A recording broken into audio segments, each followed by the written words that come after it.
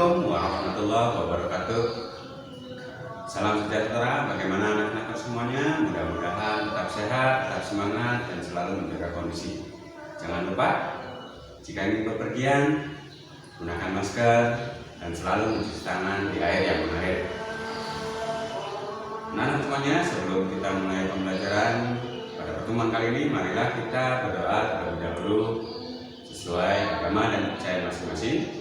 Berdoa dimulai. Berdoa selesai. Jangan lupa silakan isi absensinya baik melalui grup WhatsApp ataupun melalui Google Classroom.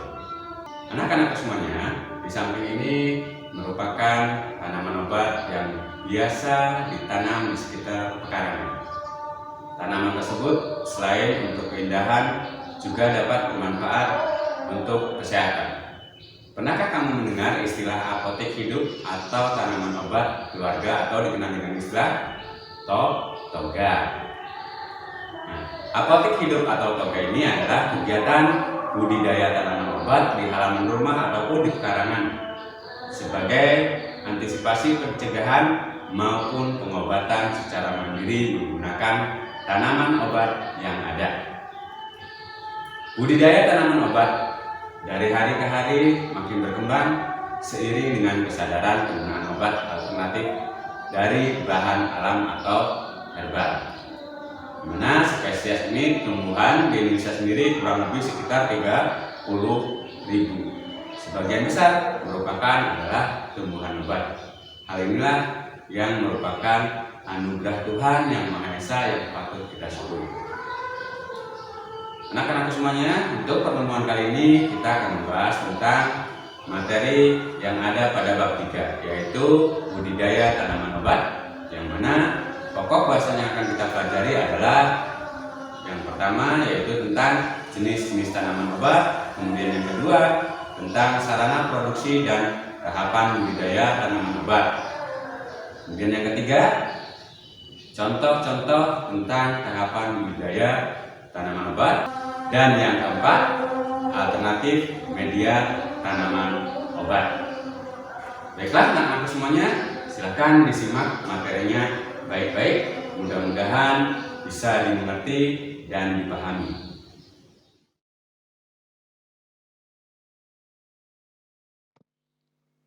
Baiklah anak-anakku semuanya, materi pertemuan kali ini kita akan membahas tentang sarana produksi dan tahapan dalam budidaya tanaman obat.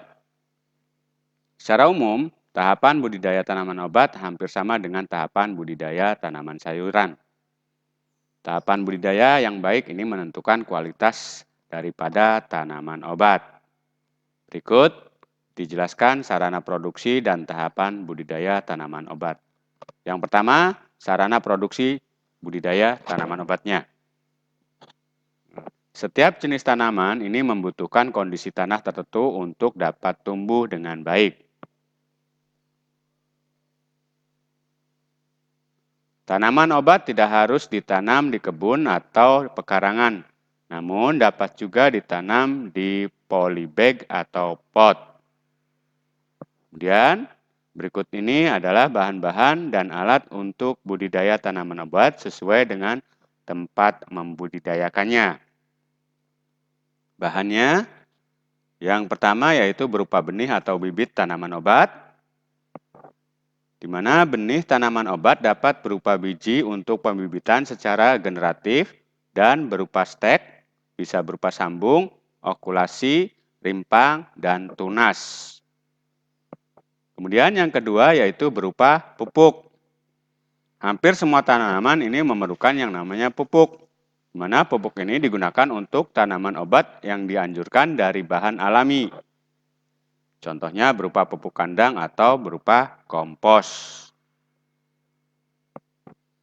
Pupuk kimia ini cepat diserap tanaman, tetapi dikhawatirkan ini akan menimbulkan efek farmakologis terhadap tanaman obat dan akan meninggalkan residu kimia yang mempengaruhi tanaman obat. Jadi kalau menggunakan bahan kimia berbahaya, sebetulnya kurang bagus atau kurang baik. Kemudian yang ketiga, media tanam. Tanah yang baik dan subur ini dapat terlihat dari tekstur tanah yang gembur dan komposisinya seimbang antara tanah liat, pasir, dan remah. Selanjutnya yang keempat yaitu pestisida. Pestisida ini diperlukan untuk mengatasi gangguan hama dan penyakit pada tanaman obat, di mana jenis pestisida yang dianjurkan ini berupa pestisida alami atau nabati yang berasal dari tumbuhan. Yang bagian B-nya peralatannya apa saja? Ya. Yang pertama, menanam di kebun. Jika ingin menanam di kebun ataupun di pekarangan, ini alat-alat yang dibutuhkan yaitu berupa cangkul, kemudian garpu, kemudian ada juga koret, dan gembor. Ini peralatan yang dibutuhkan untuk menanam di kebun. Kemudian yang kedua, menanam di lahan terbatas atau tidak ada tempat, yang sedikit lahannya, tidak terlalu luas. Apa saja peralatannya? Yang pertama yaitu berupa polybag, kemudian sekop, galon, ya, bisa juga menggunakan galon bekas, ya, kemudian sekop dan juga cangkul. Ini alat-alat untuk menanam di lahan terbatas.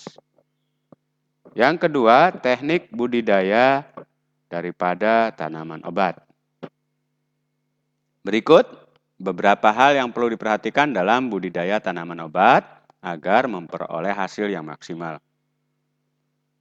Yang bagian A-nya yaitu pembibitan.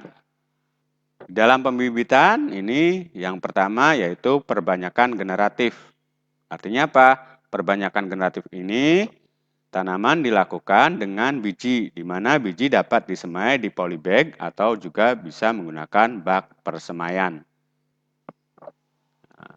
Berdengan semai ini sebaiknya ditutup untuk melindungi bibit dari pengaruh lingkungan yang kurang baik. Kemudian yang kedua, di dalam pembibitan ini yaitu menggunakan perbanyakan vegetatif. Di mana dalam perbanyakan vegetatif ini keuntungannya ini dapat memperbanyak tanaman dengan cara vegetatif.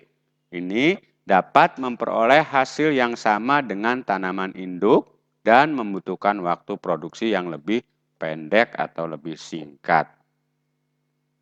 Nah, perbanyakan ini biasanya dilakukan dengan cara tunas, kemudian juga menggunakan rizom, geragih, tunas, tumbuh, umbi batang, dan juga umbi lapis. Ini perbanyakan menggunakan sistem vegetatif. Kita lanjutkan. Nah, vegetatif buatan ini bisa dilakukan dengan cara stek, kemudian runduk, okulasi, menyambung, dan juga cangkok. Kita lanjutkan. Nah, yang pertama kita bahas stek dulu. Stek ini dapat dilakukan dengan cara menanam potongan bagian tumbuhan. Kemudian yang kedua berupa cangkok. Nah, mana sistem cangkok ini jenis tanaman yang digunakan adalah tanaman tahunan. Kemudian selanjutnya okulasi. Nah, sistem okulasi ini tumbuhan biasanya digunakan pada tumbuhan jenis batang tumbuhan dengan batang tumbuhan lain. Kemudian yang bagian B yaitu pengolahan tanah. Dalam pengolahan tanah, kondisi tanah yang gembur ini sangat penting untuk pertumbuhan tanaman obat, khususnya untuk perkembangan rimpang pada tanaman temu-temuan. Nah, jenis tanaman obat semusim atau tanaman berbentuk perdu ini membutuhkan bedengan untuk tempat tumbuhnya, tetapi tanaman obat tahunan ini tidak membutuhkan bedengan. Kemudian yang bagian C-nya yaitu pengolahan tanah. Saat penggalian, sebaiknya tanah galian tersebut dicampur dengan pupuk kandang atau boleh juga menggunakan pupuk kompos. Kemudian tanaman obat yang ditumbuhnya merambat, ini contohnya sirih dan lada, otomatis ini membutuhkan tegakan. Ya. Jadi dipasang tiang agar lurus posisinya. Nah, tegakan ini bisa berupa panjatan untuk hidupnya sirih ataupun lada. Nih. Jadi hidup matinya lada dan juga sirih akan tergantung daripada panjatan tersebut. Ya, fungsi daripada tegakan tersebut ya. Kita lanjutkan. Yang bagian D-nya yaitu pemeliharaan. Dalam pemeliharaan, langkah-langkah yang pertama yaitu penyiraman, di mana penyiraman ini sebaiknya dilakukan setiap hari pada saat pagi dan sore. Kemudian yang kedua, penyulaman. Penyulaman ini adalah penanaman kembali tanaman yang rusak ataupun mati atau tumbuh tidak normal.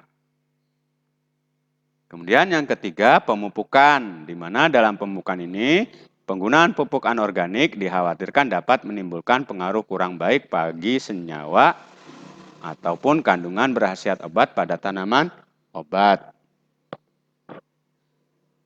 Yang keempat, penyiangan.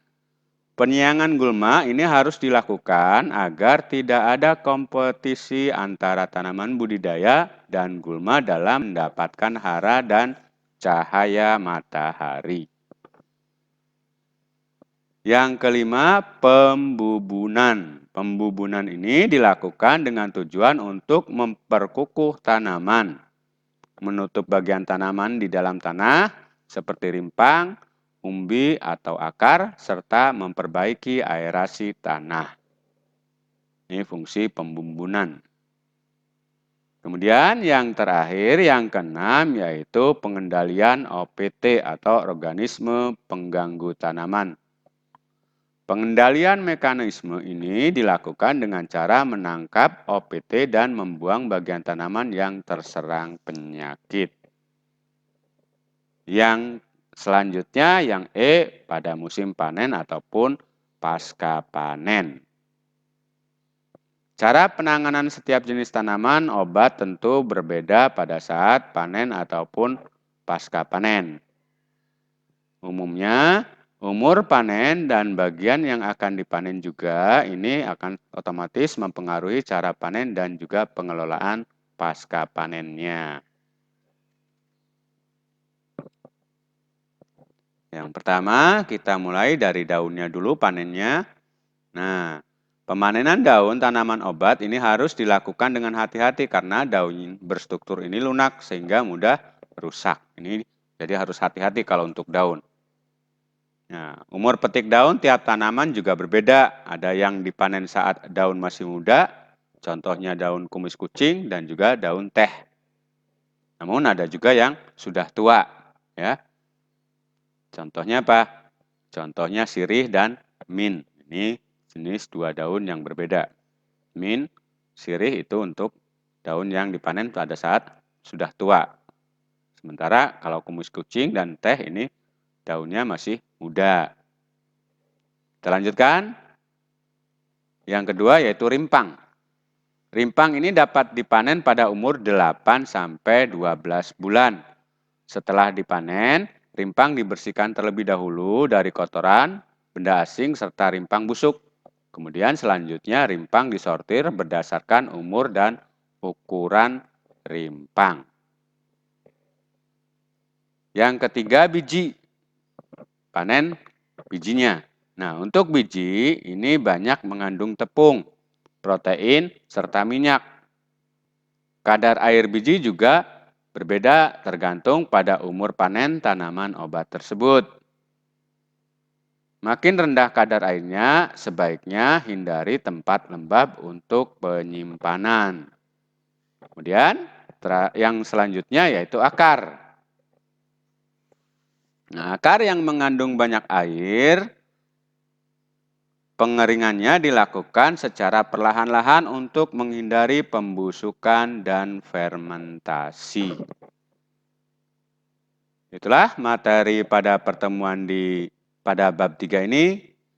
Silakan sebagai bahan lembar kerja di rumah, kerjakan LK 3.1, kunjungi salah satu tempat budidaya tanaman obat, baik di kebun maupun di lahan pekarangan.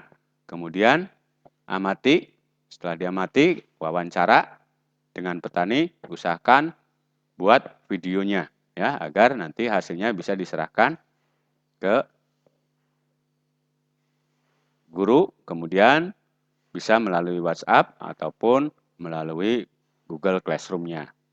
Kemudian nanti silakan masukkan ke dalam lembar kerja tabel di LK 3.1. Ini tabelnya. Silakan nanti dikerjakan tugas LK-nya. Sebelum saya akhiri, marilah kita berdoa terlebih dahulu. Mudah-mudahan apa yang kita peroleh pada pertemuan kali ini bisa bermanfaat dan memberikan pemahaman yang lebih baik. Marilah kita berdoa sesuai agama dan kepercayaan masing-masing. Berdoa mulai. Berdoa selesai, kurang lebihnya saya mohon maaf. Assalamualaikum warahmatullahi wabarakatuh.